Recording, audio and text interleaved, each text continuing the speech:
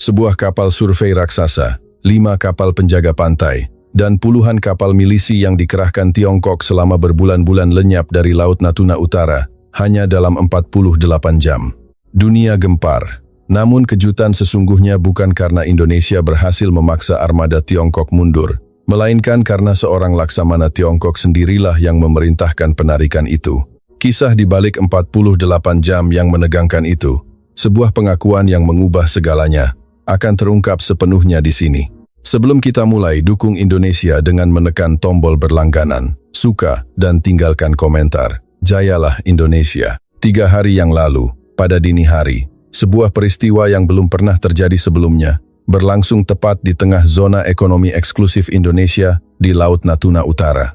Sebuah armada Tiongkok yang terdiri dari 1 kapal survei seismik raksasa, 5 kapal penjaga pantai berukuran masif, dan puluhan kapal milisi bersenjata yang telah beroperasi secara ilegal selama berbulan-bulan, telah ditarik mundur sepenuhnya hanya dalam waktu 48 jam.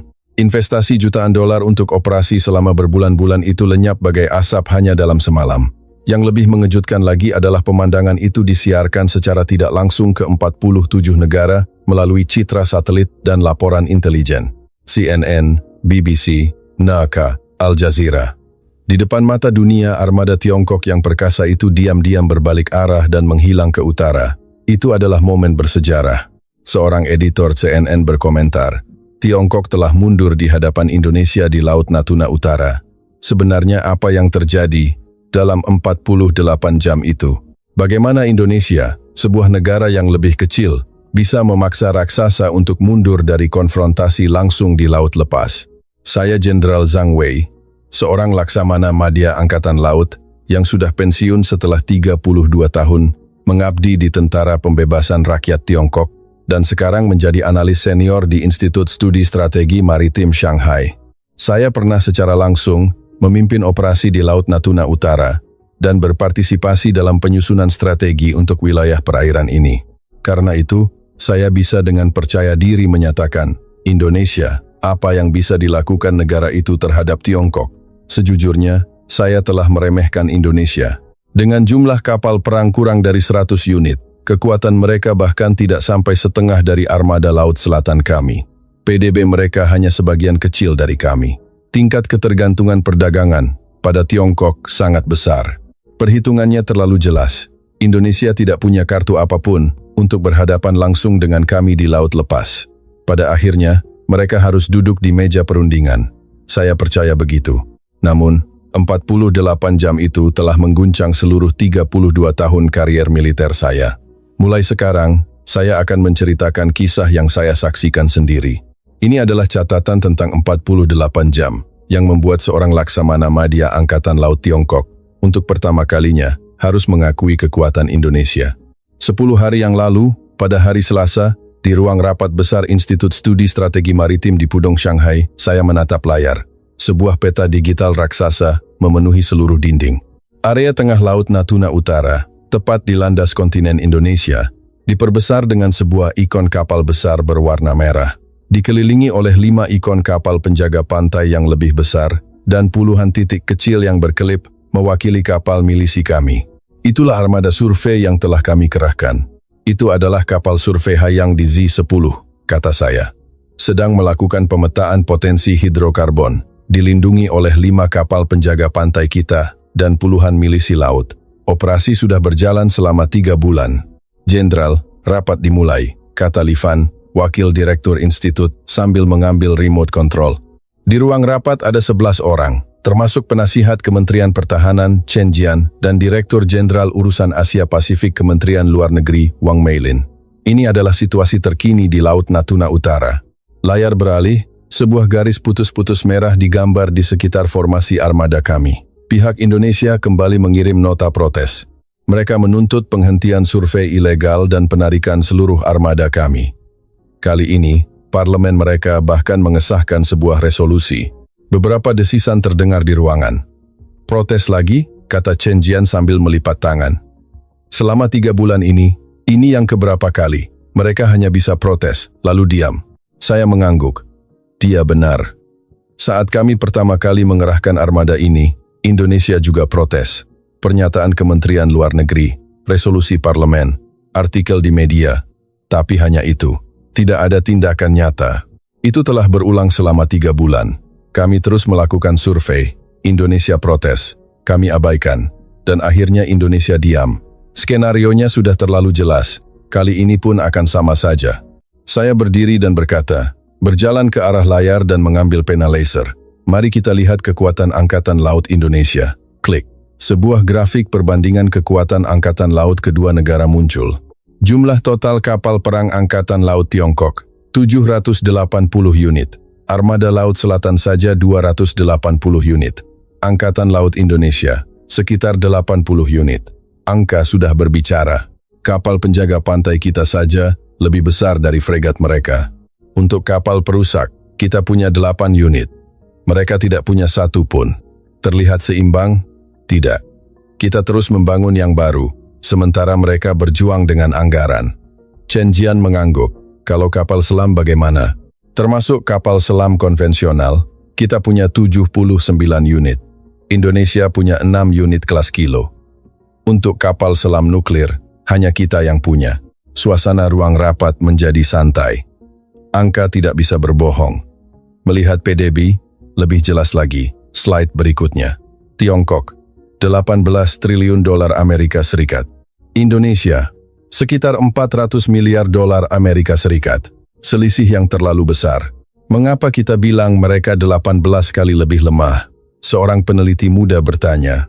Itu berdasarkan belanja militer. Anggaran pertahanan kita 290 miliar dolar Amerika Serikat. Indonesia sekitar 7 miliar dolar Amerika Serikat.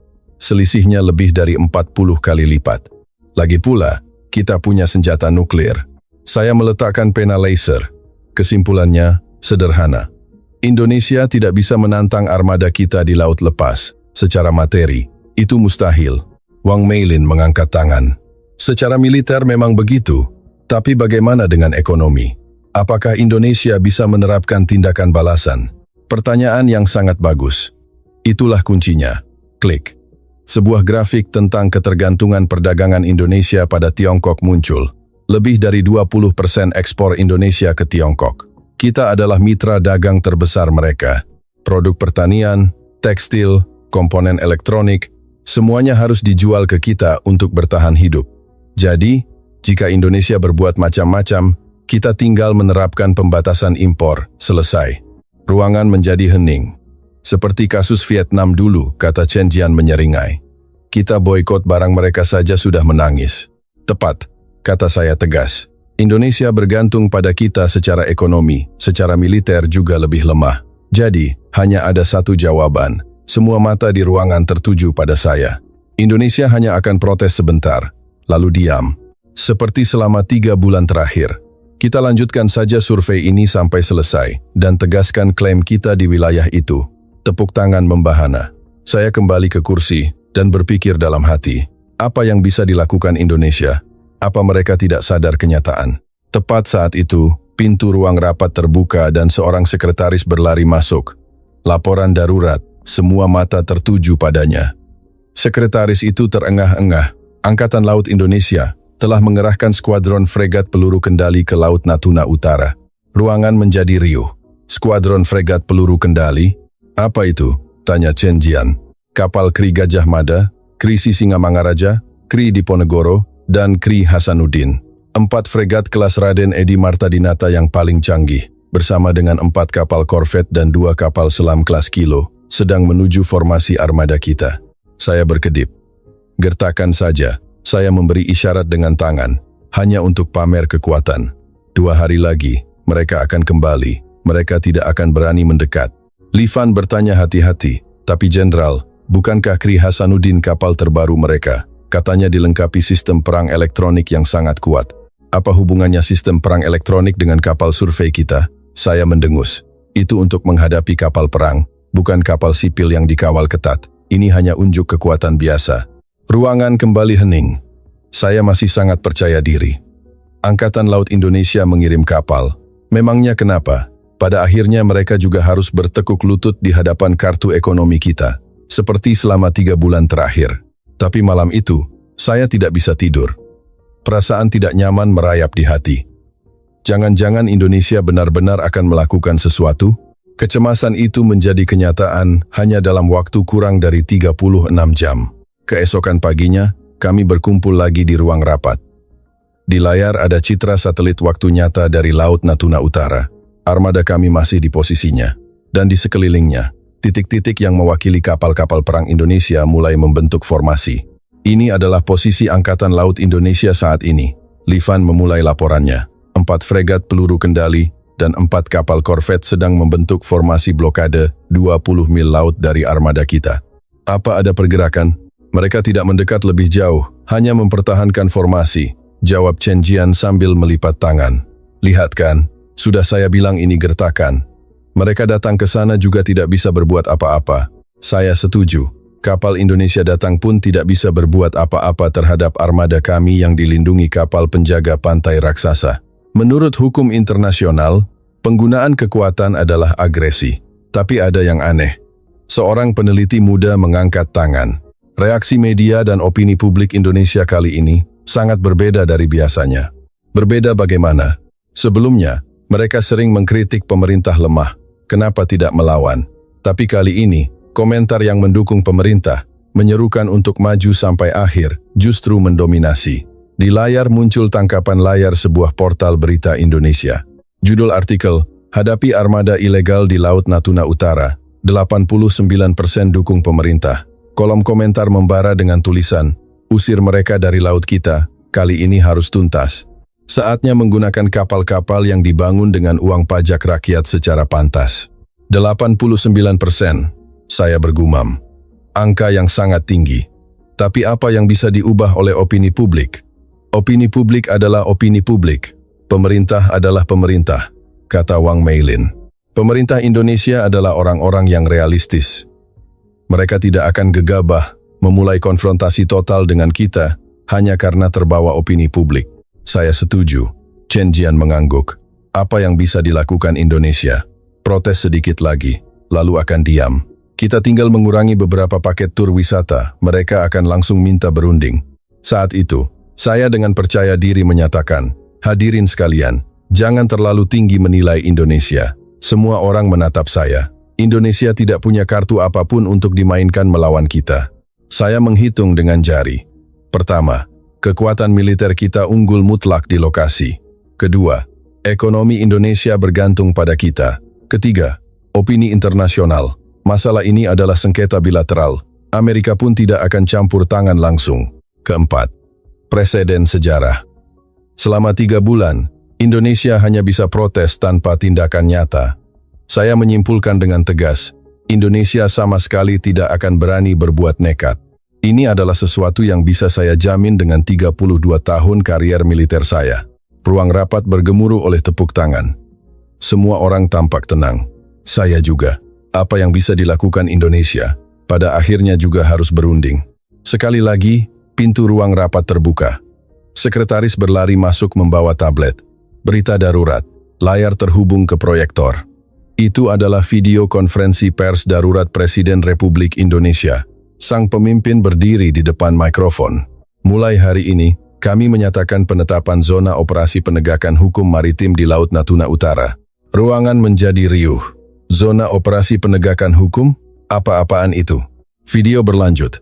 Republik Indonesia akan memberlakukan tindakan penegakan hukum terhadap setiap kapal asing yang melakukan kegiatan ilegal di dalam zona ekonomi eksklusif kami. Setiap kapal yang menolak untuk menghentikan aktivitasnya dan meninggalkan wilayah kami, Angkatan Laut dan Badan Keamanan Laut Indonesia, berhak melakukan tindakan pengawalan paksa keluar. Apa? Chen Jian melompat dari kursinya. Pengawalan paksa, armada kita? Video masih berlanjut. Tindakan ini sepenuhnya sesuai dengan hukum internasional dan merupakan tindakan yang sah untuk melindungi kedaulatan maritim Indonesia. Kami tidak akan tunduk pada ancaman apapun. Mata sang presiden menatap lurus ke kamera. Indonesia adalah negara yang tidak besar. Tapi tidak besar bukan berarti lemah. Kami adalah bangsa yang tidak pernah mundur dari ketidakadilan. Video berakhir. Seluruh ruang rapat membeku. Tidak ada yang bicara. Saya merasa tangan saya gemetar.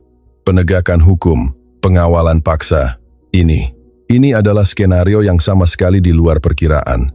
Li Fan bertanya ragu, "Jenderal, apakah Indonesia akan benar-benar melakukannya?" Saya tidak bisa menjawab. Pikiran saya kacau. Mengapa Indonesia melakukan ini? Kita tinggal beri sanksi ekonomi. Mereka akan selesai. Mengapa melangkah sejauh ini? Saat ini, Chen Jian menggebrak meja. Mereka hanya menggertak. Berani Indonesia menyentuh kapal kita? Mereka tahu itu akan memicu insiden internasional. Benar, Wang Meilin juga setuju. Mereka hanya mengumumkan begitu. Kenyataannya, tidak akan berani. Jika kita membalas secara ekonomi, Indonesia akan runtuh. Masa mereka tidak tahu? Saya mengangguk. Benar. Indonesia tidak mungkin bertindak sungguhan. Hanya gertakan. Pasti gertakan. Tapi di sudut hati saya, kegelisahan masih bergejolak. Dan kegelisahan itu menjadi kenyataan hanya 6 jam kemudian. Malam itu, pukul 8, saya menerima telepon darurat. Kementerian Pertahanan di Beijing meminta konsultasi. Saya terbang malam itu juga ke Beijing. Selama 2 jam penerbangan, hanya satu pikiran di kepala saya. Indonesia tidak mungkin melakukannya. Itu hanya gertak sambal. Mereka hanya berani bicara, kenyataannya tidak akan berani bertindak. Jika kita membalas secara ekonomi, mereka akan langsung minta berunding. Di luar jendela pesawat, malam yang gelap gulita. Saya memejamkan mata. Tidak ada yang perlu dikhawatirkan. Indonesia selalu seperti itu. Sekitar tengah malam, saya tiba di pusat operasi bawah tanah Kementerian Pertahanan di Beijing. Begitu membuka pintu, saya merasakan suasana tegang. 5 layar raksasa, masing-masing menampilkan gambar yang berbeda. Citra satelit, data pelacakan kapal, saluran berita internasional, dan di layar tengah, sebuah simulasi grafis langsung dari Laut Natuna Utara. Saya tertegun. Saya tidak percaya dengan mata saya. Ini, apa ini? Kata-kata keluar dari mulut saya tanpa sadar. Di layar, formasi kapal-kapal Indonesia. Tapi mereka berbeda dari yang saya perkirakan. Sama sekali berbeda. 8 kapal perang Indonesia, dipimpin oleh Kri Hasanuddin, telah bergerak maju dan kini membentuk busur blokade yang rapat, hanya berjarak 5 mil laut dari armada kami. Mereka tidak hanya menunggu, mereka secara aktif memblokir jalur gerak kapal survei kami. Mereka telah memulai operasi blokade penegakan hukum, lapor seorang perwira operasi, kapal survei kita tidak bisa bergerak maju. Kapal-kapal penjaga pantai kita sedang mencoba membuka jalan, tapi kapal-kapal Indonesia menolak untuk memberi jalan. Apa? Teriak Chen Jian. Dia juga ada di pusat operasi. Indonesia benar-benar memblokade kita? Ya, sudah berlangsung selama 2 jam. Kecepatan mereka 0, mempertahankan posisi dengan presisi tinggi. Saya menatap layar. Tidak mungkin. Indonesia tidak mungkin benar-benar berani. Tapi layar tidak berbohong. Kapal-kapal Indonesia membentuk dinding baja di lautan. Apa jawaban mereka saat dihubungi radio? Pihak Indonesia menjawab, Angkatan Laut Tentara Nasional Indonesia sedang melaksanakan penegakan hukum di perairan yurisdiksi kami. Anda berada di jalur kami. Mohon ubah haluan, atau kami akan terpaksa mengambil tindakan lebih lanjut. Ruang Operasi Rio. Angkatan Laut Indonesia memerintahkan armada kita menyingkir? Tidak masuk akal, gumam Chen Jian. Di layar lain, muncul sebuah video yang diambil dari salah satu kapal milisi kami. Sebuah korvet Indonesia dengan gagah berlayar memotong haluan salah satu kapal penjaga pantai kami yang berukuran 3 kali lebih besar, memaksanya mengubah arah. Sudah berapa kali manuver berbahaya seperti ini terjadi? Lebih dari 10 kali dalam 2 jam terakhir. Mereka sangat agresif tapi terkendali. Mereka tidak menembak, tapi mereka jelas tidak akan mundur. Punggung saya merinding. Ini bukan sekadar protes. Ini adalah operasi militer yang terencana dengan baik. Indonesia benar-benar bertindak. Saat itu, Li Fan mendekat dan berbisik, "Jenderal, Anda sudah lihat berita internasional? Indonesia telah merilis citra satelit dan data pelacakan kapal ke media internasional. Mereka membingkai ini sebagai tindakan penegakan hukum terhadap pelanggar, bukan konfrontasi militer." Jantung saya serasa copot. Perang informasi. Itu artinya seluruh dunia akan menyaksikan situasi ini dari sudut pandang Indonesia. Ini rencana yang sudah diperhitungkan, kata Li Fan. Indonesia telah bersiap untuk perang media internasional sejak awal. Sepertinya mereka berniat memojokkan kita. Saya terdiam. Saya menatap kembali layar. Armada Indonesia tidak goyah. Mereka menunggu, seolah berkata, "Kami di sini, laut ini milik kami. Pergilah, atau kami akan memaksa kalian pergi." Selama 32 tahun karier saya telah menyaksikan berbagai situasi konfrontasi, tapi seperti ini baru pertama kali. Indonesia, negara yang tidak besar itu, sedang berhadapan dengan Tiongkok dalam sebuah permainan catur maritim yang berbahaya, dan mereka tidak gentar sedikitpun. Malam itu, saya duduk di kursi di sudut ruang operasi, menatap layar sampai pagi. Armada Indonesia tidak bergerak. Kapal-kapal penjaga pantai kami gagal menembus blokade mereka. Untuk pertama kalinya, saya bertanya pada diri sendiri, apakah saya salah? Apakah saya telah salah menilai Indonesia? Pukul 5 pagi, saat fajar, sebuah laporan baru masuk ke ruang operasi. Kementerian Luar Negeri AS sedang menyiapkan pernyataan. Kia apa? Pukul 8 pagi, siaran pers akan dilakukan. Saya memejamkan mata. Hitungan mundur 48 jam telah dimulai. Di hadapan seluruh dunia, kami harus memilih, menabrak blokade dan memulai perang atau mundur. Dan hasil dari pilihan itu akan berakhir dengan penghinaan yang tak ternilai harganya. 1 jam sebelum siaran pers Amerika dimulai, ruang operasi Kementerian Pertahanan Beijing seperti medan perang. Semua orang berlari, telepon berdering tanpa henti. Di layar, saluran berita dari berbagai negara menyala bersamaan, menampilkan peta Laut Natuna Utara dengan formasi blokade Indonesia. Saya berdiri di sana, memegang secangkir kopi. Semalaman saya tidak tidur. "Jenderal, ada telepon dari Kementerian Luar Negeri." Li Fan memberikan telepon. Suara Dirjen Wang Meilin terdengar. "Jenderal Zhang, situasi lebih rumit dari yang kita kira." "Bagaimana?" "Indonesia telah memberitahu Amerika Serikat. Mereka kemungkinan akan membawa masalah ini ke Dewan Keamanan Perserikatan Bangsa-Bangsa." "Ya, dan pernyataan Kementerian Luar Negeri AS yang akan datang sepertinya akan condong mendukung Indonesia." Cangkir kopi di tangan saya bergetar. "Amerika ikut campur?" "Tidak hanya itu," suara Wang Meilin memberat. "Kementerian Luar Negeri Jepang juga bergerak. Ada informasi mereka akan mengeluarkan pernyataan hari ini." "Apa kata Jepang?" "Belum pasti. Tapi kemungkinan besar mereka akan berpihak pada Indonesia." Saya menutup telepon, berdiri terpaku. Jepang berpihak pada Indonesia? Tidak masuk akal. Jepang dan Indonesia tidak sedekat itu. Mereka masih punya masalah sejarah yang belum selesai. Mengapa Jepang berpihak pada Indonesia? Saat itu, di layar ruang operasi, CNN mulai menyiarkan program khususnya. Seorang analis keamanan maritim menunjuk ke peta. Apa yang dilakukan Indonesia sangat berani dan cerdas secara taktis. Mereka tidak menembak, jadi mereka bukan agresor. Mereka hanya menegakkan hukum di wilayah mereka sendiri, memaksa Tiongkok untuk membuat pilihan, menjadi pihak yang memulai perang atau mundur dengan malu. Ruang operasi hening. Semua orang menatap layar. 12 jam. Blokade Indonesia tidak goyah selama 12 jam. Untuk pertama kalinya, saya harus mengakui, ini bukan gertakan, Indonesia serius. Saat itu Chen Jian di samping saya berkata, "Anggap saja mereka bisa bertahan. Lalu apa yang akan mereka lakukan?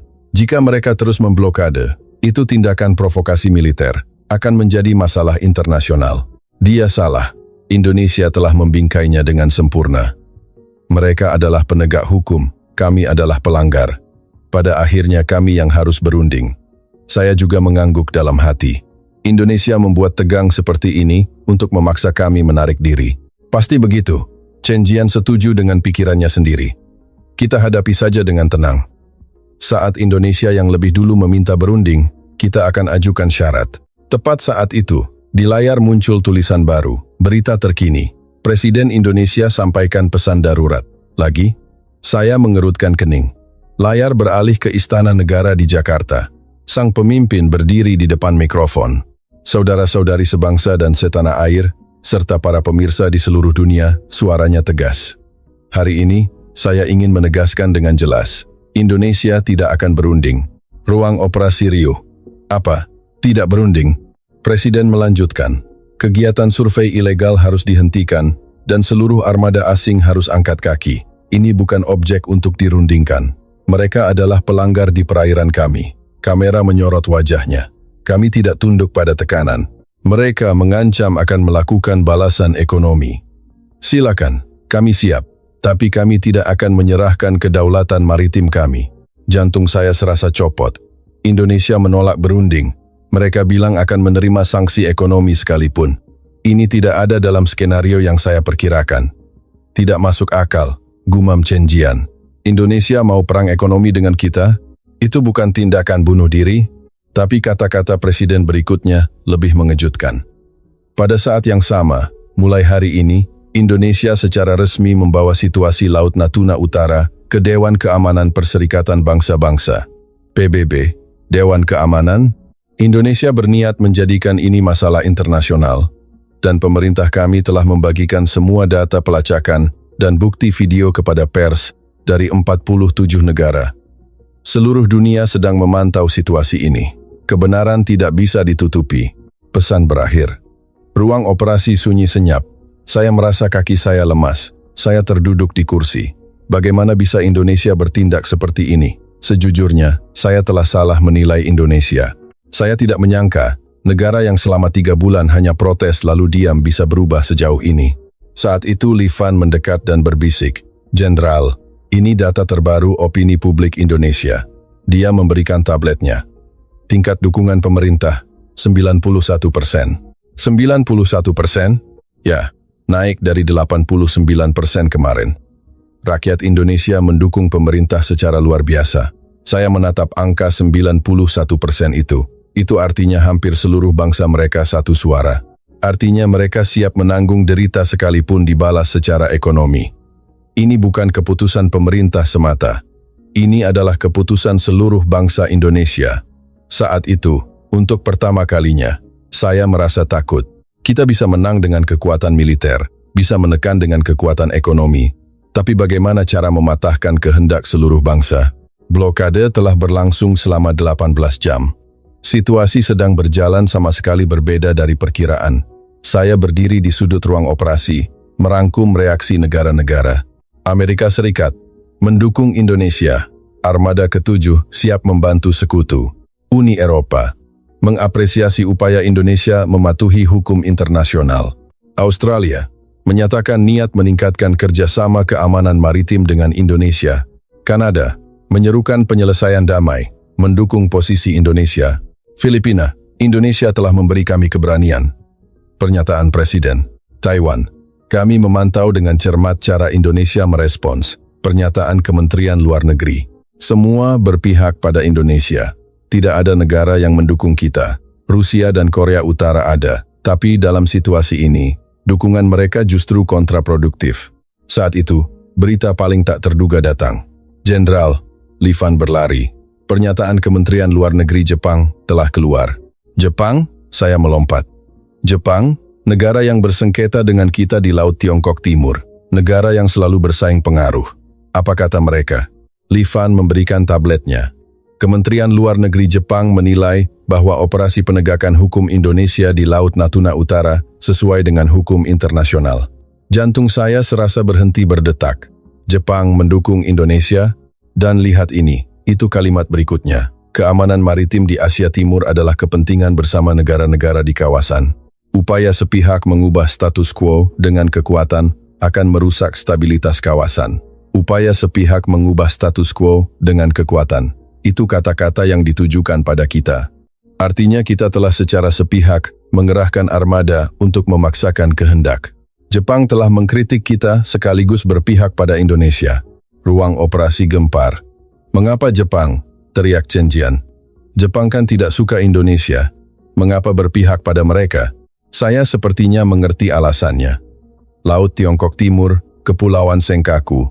Jepang juga bersengketa dengan kita. Jika kita berhasil menekan Indonesia di Laut Natuna Utara, target berikutnya adalah Jepang. Hal yang sama akan terjadi di Senkaku. Jepang sedang mencoba mencegah itu. Dengan mendukung Indonesia, mereka melindungi diri mereka sendiri. Pilihan strategis, gumam Li Fan. Meskipun Jepang mungkin tidak suka Indonesia, mereka lebih waspada terhadap Tiongkok. Saya mengangguk.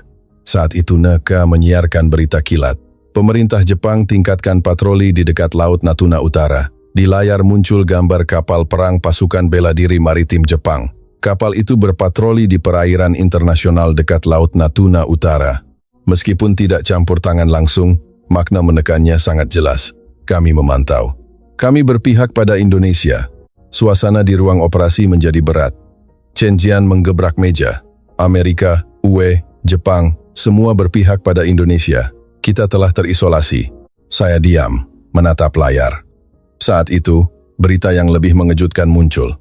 Berita terkini. Presiden Filipina gelar konferensi pers darurat. Di layar muncul gambar Presiden Filipina.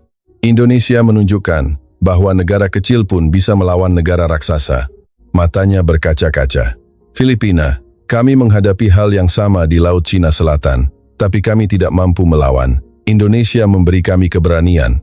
Jantung saya berdebar kencang. Filipina, negara yang bersengketa dengan kita di Laut Cina Selatan. Kita telah membangun pulau buatan di wilayah laut mereka, dan mereka tak berdaya. Tapi sekarang, Indonesia menunjukkan pada mereka, bisa melawan, tidak mundur, maka bisa menang.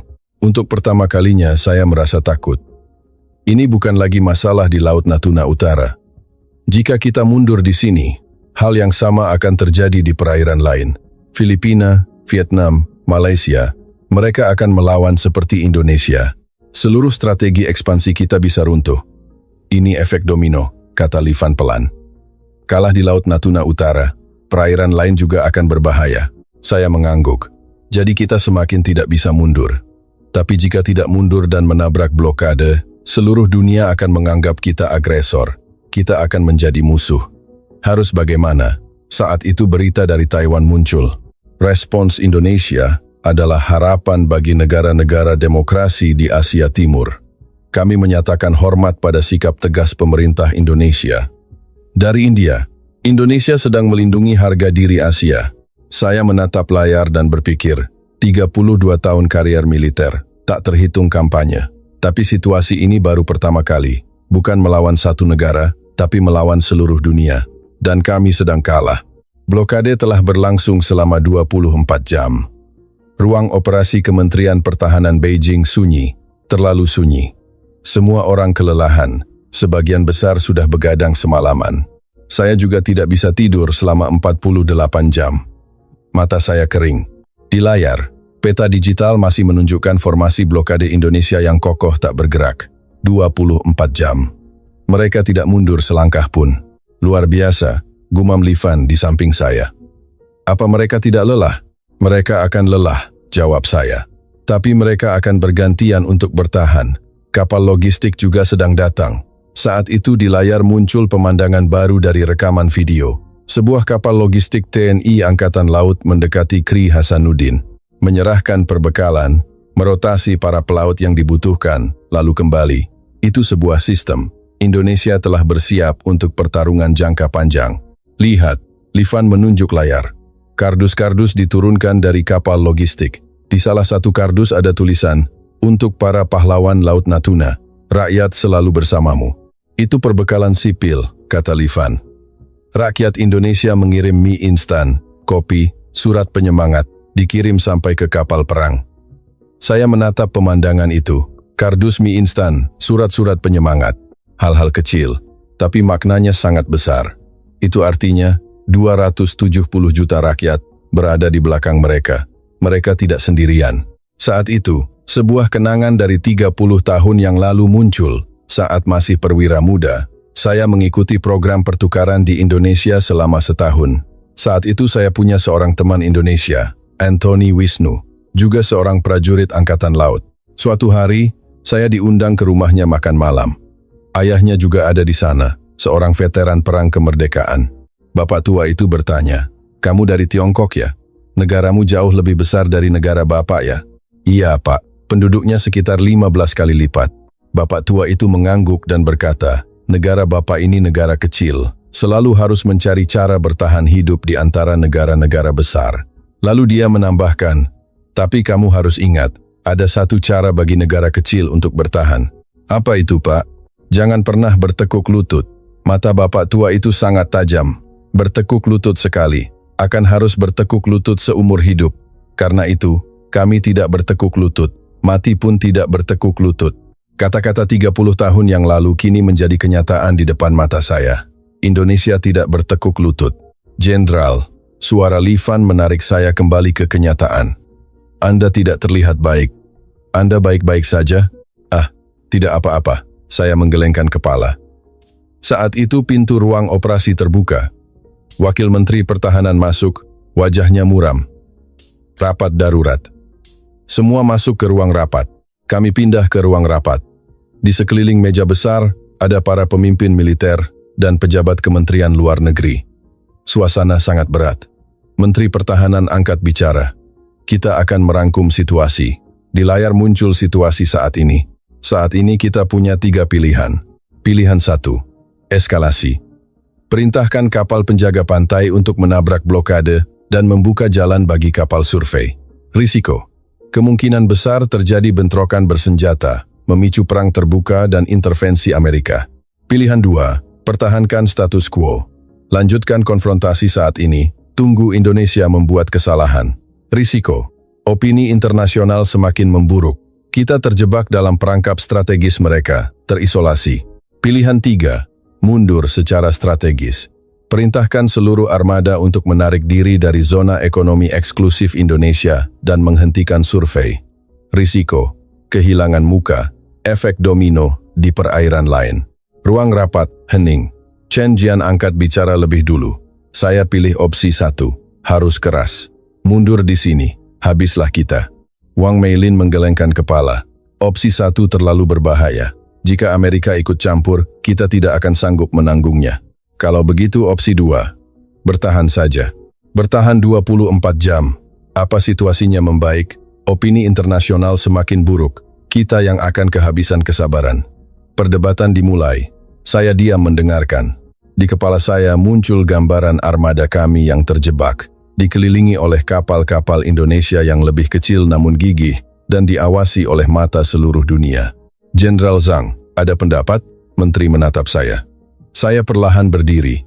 Pendapat saya adalah pilihan 3. Ruang rapat Rio. Apa? Teriak Chen Jian. Mundur, menyerah pada Indonesia? Bukan, kata saya tenang. Adalah mundur secara strategis. Semua orang menatap saya. Saat ini kita tidak sedang berhadapan dengan Angkatan Laut Indonesia saja. Saya menunjuk ke berbagai laporan di layar. Amerika, UE, Jepang, Australia, Filipina, Taiwan, India. Seluruh dunia berpihak pada Indonesia. Kita sedang berperang dengan opini seluruh dunia. Ruang rapat hening. Jika memilih opsi 1, kita adalah agresor. Amerika akan punya alasan sah untuk ikut campur. Jika terjadi perang, bisakah kita menang? Tidak ada yang menjawab. Jika memilih opsi 2, Indonesia tidak akan mundur. 91% rakyat mendukung mereka. Mereka akan bertahan berbulan-bulan. Selama itu, kita akan menjadi paria internasional. Saya menarik napas dalam-dalam dan melanjutkan. Pilihan 3, mundur secara strategis. Muka akan tercoreng. Tapi kita bisa mengakhiri krisis ini sekarang. Lebih baik kehilangan muka daripada memulai perang yang tidak bisa kita menangkan. Lebih baik daripada diisolasi secara internasional. Chen Jian membantah. Bagaimana dengan perairan lain? Jika mundur di sini, Filipina, Vietnam juga akan berani. Benar, saya mengangguk. Tapi daripada memulai perang dan kalah sekarang, lebih baik mundur untuk menyusun ulang strategi. Kita telah salah menilai tekad mereka. Kita butuh waktu. Ruang rapat sunyi. Menteri menatap saya tajam. Jenderal Zhang, Anda seorang prajurit 32 tahun. Anda benar-benar merekomendasikan untuk mundur? Saya memejamkan mata, lalu membukanya. Kata-kata Bapak Tua Indonesia 30 tahun lalu terngiang di kepala. Cara negara kecil bertahan, jangan pernah bertekuk lutut. Indonesia sedang memegang teguh kata-kata itu. Dan kami harus memilih di hadapan mereka. Ya, jawab saya. Saya sungguh-sungguh. Saya merekomendasikan untuk mundur. Ruang rapat sunyi. Dan malam itu, keputusan diambil di Beijing. Pilihan 3. Mundur secara strategis. Di hadapan mata satelit dari 47 negara, armada kami yang perkasa mulai berbalik arah. Keesokan paginya, saat perintah mundur dikeluarkan, cuaca di Laut Natuna Utara cerah, langit biru, laut tenang. Di atasnya, armada kami, Hayang DZ-10, 5 kapal penjaga pantai raksasa, dan puluhan kapal milisi. Sebuah kekuatan yang telah beroperasi dengan angkuh selama berbulan-bulan, dan di sekitarnya, Satelit-satelit dari 47 negara sedang mengawasi dari angkasa. CNN, BBC, NK, Al Jazeera, Reuters, AFP. Mata dunia tertuju ke Laut Natuna Utara. Saya di ruang operasi Beijing, menyaksikan titik-titik di peta itu bergerak. 5 layar, masing-masing menampilkan data dan analisis yang berbeda. Semua menunjukkan adegan yang sama. Titik-titik yang mewakili armada kami mulai bergerak serempak ke utara. Reporter CNN berkata, armada Tiongkok, setelah 24 jam konfrontasi tegang, tampaknya sedang menarik diri dari zona ekonomi eksklusif Indonesia. Ini adalah momen bersejarah. Momen bersejarah, kata-kata itu menusuk hati saya. Di layar, kapal survei Hayang DZ-10 yang menjadi pusat krisis berbalik arah terlebih dahulu, diikuti oleh kapal-kapal penjaga pantai yang melindunginya. Saat ini armada Tiongkok sedang bergerak menjauh dari blokade Angkatan Laut Indonesia, jelas reporter BBC. Ini adalah kemenangan besar bagi Indonesia dan penegakan hukum internasional. Wajah semua orang di ruang operasi mengeras. Tidak ada yang bicara. Layar beralih ke rekaman video yang baru saja dirilis oleh pihak Indonesia, diambil dari sebuah drone. Kapal-kapal perang Indonesia tetap diam di posisi mereka, membentuk barisan yang rapi, seolah-olah mengawasi kepergian armada kami. Mereka tidak mengejar, mereka hanya mengawasi, kata Livan. Mereka menang. Yah, saya bergumam. Mereka menang tanpa melepaskan satu tembakan pun. Deru mesin kapal-kapal kami yang mundur seolah terdengar hingga ke ruang operasi ini. Perlahan, sangat perlahan, armada kami menjauh. Ini, di layar, titik-titik itu semakin kecil. Setelah berbulan-bulan, mereka kembali. Pemandangan ini sedang dianalisis dan dilaporkan ke seluruh dunia. Reporter Al Jazeera berkata, diperkirakan sekitar 800 juta penonton di 47 negara sedang mengikuti perkembangan ini. Ini menunjukkan bahwa diplomasi yang tegas dan strategi militer yang cerdas dapat mengalahkan kekuatan yang lebih besar. 800 juta orang. 800 juta orang sedang menyaksikan kemunduran kami. Saat itu, di sudut layar, saya melihat formasi kapal perang Indonesia, Kri Hasanuddin, Kri Gajah Mada, Kri Sisingamangaraja, Kri Diponegoro. Mereka masih di sana, tak bergerak. Seolah berkata, kami menang. Kami tidak mundur. Layar CNN beralih ke sebuah video dari atas dek kapal perang Indonesia yang tampaknya direkam oleh kru mereka sendiri. Para prajurit Angkatan Laut sedang berbaris. Mereka berdiri dalam posisi siap. Saat titik terakhir dari armada kami melintasi batas zona ekonomi eksklusif, mereka serempak memberi hormat militer. Angkatan Laut Indonesia memberi hormat, kata reporter. Sebuah gestur kemenangan yang berkelas. Mereka telah mempertahankan blokade ini selama 48 jam, tidak mundur selangkah pun. Saya menatap wajah para prajurit itu. Mereka masih muda, terlihat baru sekitar 20 tahun. Tapi tatapan mata mereka sangat kiat, tidak goyah sedikit pun. Merekalah yang mengalahkan kita. Saya mengakui dalam hati. Bukan jumlah kapal perang, bukan PDB, bukan belanja militer. Tatapan mata itulah yang mengalahkan kita. Waktu berlalu. Titik terakhir armada kami menghilang dari peta Laut Natuna Utara, blokade Indonesia mulai mengendur. Reporter CNN berkata, sebuah momen bersejarah. Tiongkok telah sepenuhnya menarik diri dari wilayah ini di Laut Natuna Utara. Ruang operasi sunyi senyap. Saat itu, di layar muncul pemandangan baru di seluruh Indonesia. Lapangan Merdeka di Jakarta, Jalan Tunjungan di Surabaya, Jembatan Ampera di Palembang. Orang-orang turun ke jalan. Mereka mengibarkan bendera merah putih. Mereka bersorak-sorai. Rakyat Indonesia turun ke jalan, kata reporter. Perayaan spontan terjadi di seluruh negeri. Di layar ada video wawancara. Seorang nenek berlinang air mata berkata, seumur hidup saya tidak menyangka hari ini akan datang. Kita menang melawan Tiongkok. Negara kecil menang melawan negara besar. Ini seorang pemuda berkata, bangga. Saya bangga dengan angkatan laut kita. Bangga menjadi orang Indonesia. Seorang anak kecil mengibarkan bendera dan berteriak, Indonesia merdeka. Saya terpana melihat pemandangan itu. 270 juta orang menjadi satu kekuatan. Kekuatan itulah yang mengalahkan kami. Saat itu Livan mendekat dan berbisik, Jenderal, kerugiannya, seluruh biaya operasi survei selama berbulan-bulan, dan biaya pengerahan armada, ratusan juta dolar. Ratusan juta dolar Amerika Serikat. Investasi berbulan-bulan lenyap dalam 48 jam. Dan Li Fan menambahkan, kerugian reputasi internasional tidak bisa dihitung. Strategi kita di perairan lain juga akan terhambat. Saya mengangguk. Uang bukan masalah. Kerugian sebenarnya ada di tempat lain. Bisa melawan Tiongkok. Seluruh dunia telah melihat itu. Filipina telah melihat. Vietnam telah melihat. Taiwan telah melihat. India telah melihat. Indonesia telah menunjukkan pada mereka, negara kecil pun bisa menang. Itulah kerugian sebenarnya.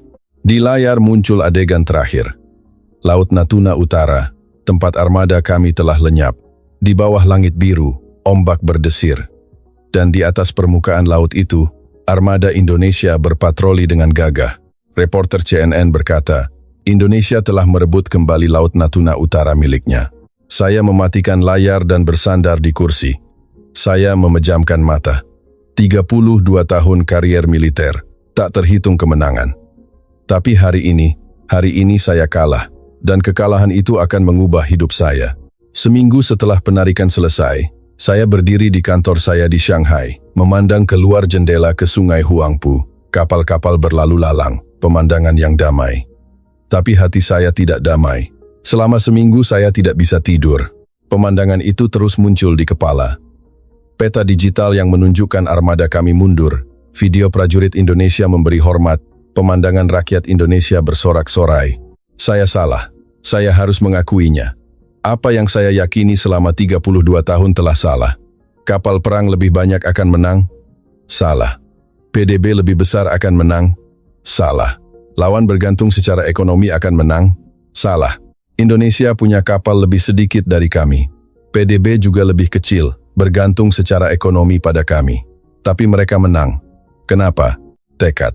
Satu kata itu terus berputar di kepala saya. Indonesia punya tekad. Tekad untuk tidak pernah mundur. Tekad untuk mati pun tidak bertekuk lutut. Dan tekad itu ada pada 270 juta orang. Bukan hanya pemerintah, tapi juga pengusaha, media, rakyat, orang tua, pemuda, anak-anak, semua. Apakah kita punya itu? Saya bertanya pada diri sendiri. 1,4 miliar penduduk, populasi terbesar di dunia. Tapi apakah 1,4 miliar orang itu pernah bersatu menjadi satu tekad? Belum pernah. Saya tersenyum pahit. Kami hanya percaya pada angka, jumlah kapal perang, PDB, populasi, belanja militer. Kami percaya angka yang lebih besar akan menang. Tapi Indonesia telah menunjukkan ada hal yang lebih penting dari angka. Saat itu ada ketukan di pintu kantor. Jenderal, ada tamu. Tamu? Ya, katanya dari Indonesia. Jantung saya berdebar kencang. Indonesia, pintu terbuka. Melihat orang yang masuk, saya melompat. Anthony Wisnu. Teman saya 30 tahun yang lalu, perwira Angkatan Laut Indonesia yang saya temui di program pertukaran. Dia berdiri di sana, rambutnya sudah memutih, keriput juga lebih banyak. Tapi tatapan mata itu tidak berubah. Lama tidak bertemu, Wei, kata Anthony sambil tersenyum. Anthony, saya terpana. Kenapa kamu di sini? Saya datang untuk menemuimu. Anthony mendekat dan menjabat tangan saya. Saya lihat di berita. Katanya, kamu yang merekomendasikan penarikan itu. Bagaimana kamu tahu? Mereka bilang sumber anonim. Tapi saya tahu, itu pasti kamu. Bukan, saya terdiam. Duduklah. Anthony menunjuk sofa. Ada yang ingin saya bicarakan. Kami duduk berhadapan di sofa. Anthony mengeluarkan sesuatu dari sakunya. Sebuah foto lama. Foto 30 tahun yang lalu, saya dan dia berdiri berdampingan. Dua perwira Angkatan Laut muda diambil di sebuah jalan entah di mana. Masih ingat? Ingat. Saat itu saya ke rumahmu. Ya, ayah saya memasak makan malam untukmu. Apa kamu masih ingat apa yang ayah saya katakan? Saya mengangguk. Cara negara kecil bertahan, jangan pernah bertekuk lutut. Betul, Anthony mengangguk. Sebelum meninggal, ayah saya berkata, Anthony, ayah berjuang dalam perang. Generasimu harus berjuang dengan cara lain. Tapi ada satu hal yang tidak berubah. Jangan bertekuk lutut. Itulah cara kita bertahan. Saya diam, mendengarkan. Kali ini di Laut Natuna Utara, kami melakukan itu, kata Anthony. Tidak bertekuk lutut. Takut, jujur saja. Sangat takut. Takut Tiongkok membalas. Takut ekonomi runtuh. Semua orang khawatir. Tapi kalian tidak mundur. Ya, tidak mundur. Anthony memandang keluar jendela. Ah, kamu tahu kenapa? Karena mundur berarti selesai. Bertekuk lutut sekali, harus bertekuk lutut seumur hidup. Saya mengangguk. Wei, Anthony menatap lurus ke arah saya. Saya kesini untuk berterima kasih. Kamu merekomendasikan penarikan. Jika bukan kamu, mungkin sudah terjadi perang. Mungkin sudah banyak orang mati. Saya terdiam. Kamu juga butuh keberanian besar. Seorang prajurit 32 tahun merekomendasikan mundur, bukan hal mudah. Tapi kamu telah mengambil keputusan yang benar. Karena itu, saya datang untuk berterima kasih. Mata saya terasa panas. Seorang perwira dari negara lawan berterima kasih pada saya. Anthony, saya angkat bicara. Saya juga ingin mengatakan sesuatu. Saya minta maaf. Minta maaf? Untuk apa? Untuk Indonesia. Anthony diam mendengarkan. Selama 32 tahun, saya pikir Indonesia adalah negara kecil, lebih lemah dari kami. Tinggal kami dorong, akan jatuh. Saya percaya begitu. Saya menundukkan kepala. Saya salah. Benar-benar salah. Vai, kali ini saya sadar. Kekuatan sejati bukan pada angka. Bukan jumlah kapal perang, bukan PDB, bukan populasi. Saya menatap lurus ke Anthony. Tapi pada tekad. Tekad untuk tidak pernah mundur.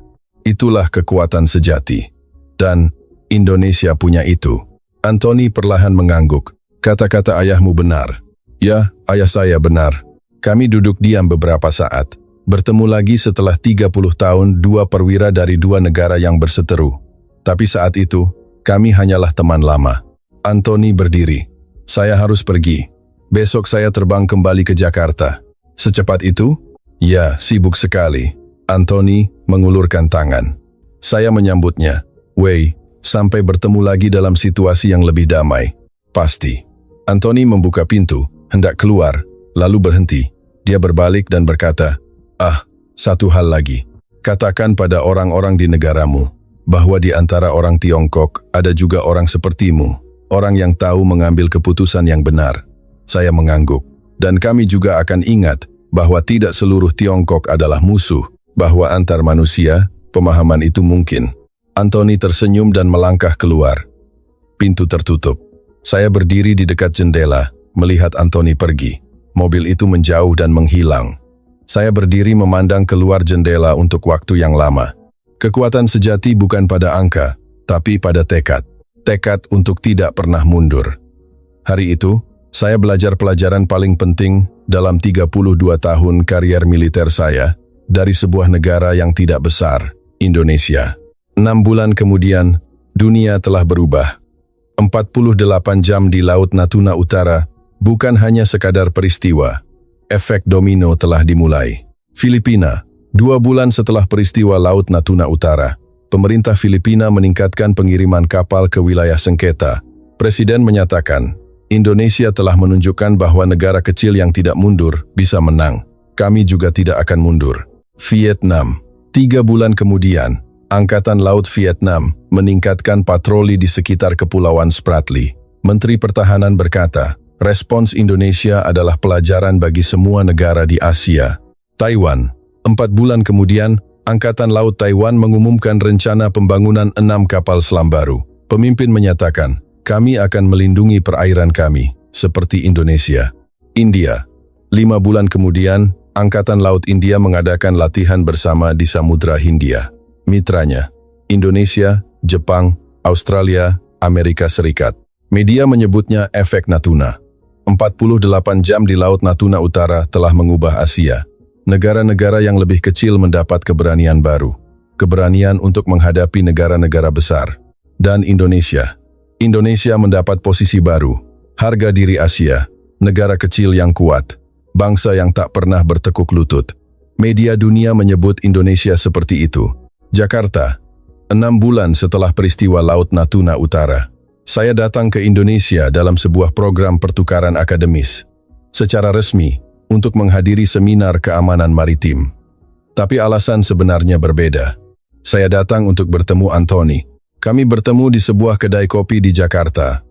Sebuah tempat duduk di dekat jendela yang menghadap ke Bundaran HI. Selamat datang, Anthony memberikan saya secangkir kopi. Lama tidak bertemu, baru 6 bulan. 6 bulan itu lama, kami tertawa. Bagaimana Jakarta? Banyak berubah dibanding 30 tahun lalu. Betul, dulu di sekitar sini masih banyak rumah-rumah sederhana. Saya memandang keluar jendela.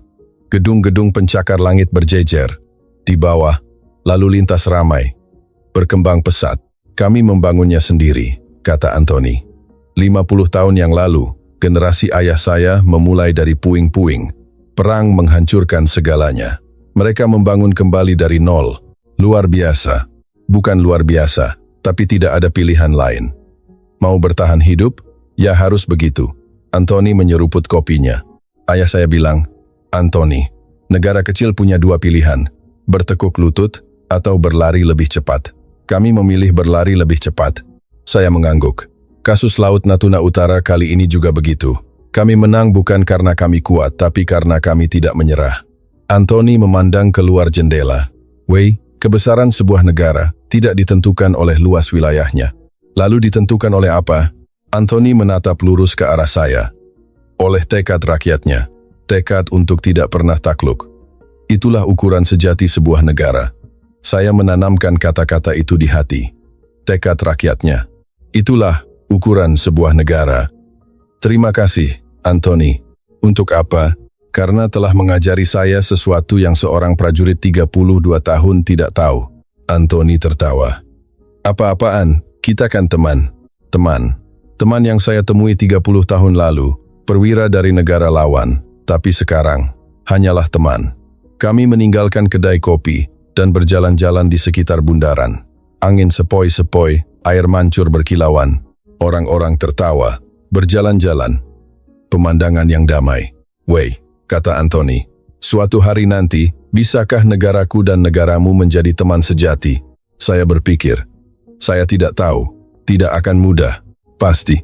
Tapi, saya menatap Anthony. Bukan tidak mungkin, seperti kamu dan saya berteman. Antar manusia, itu mungkin. Anthony mengangguk. Baiklah, itu sudah cukup. Kita mulai dari situ. Kami terus berjalan, mengelilingi bundaran. Berdampingan, 2 perwira dari 2 negara yang berseteru. Seperti teman. Kisah ini bukanlah tentang kemenangan satu negara atas negara lain, melainkan tentang kekuatan tekad sebuah bangsa yang menolak untuk tunduk. Ini adalah pengingat bahwa di balik ketegangan politik, jembatan persahabatan antar manusia masih mungkin dibangun, dimulai dari secangkir kopi dan pemahaman. Jika kisah ini menginspirasi Anda, tunjukkan dukungan Anda dengan menyukai, berlangganan, dan bagikan pendapat Anda di kolom komentar. Mari bersama, sebarkan semangat bahwa martabat sebuah bangsa tidak untuk dinegosiasikan.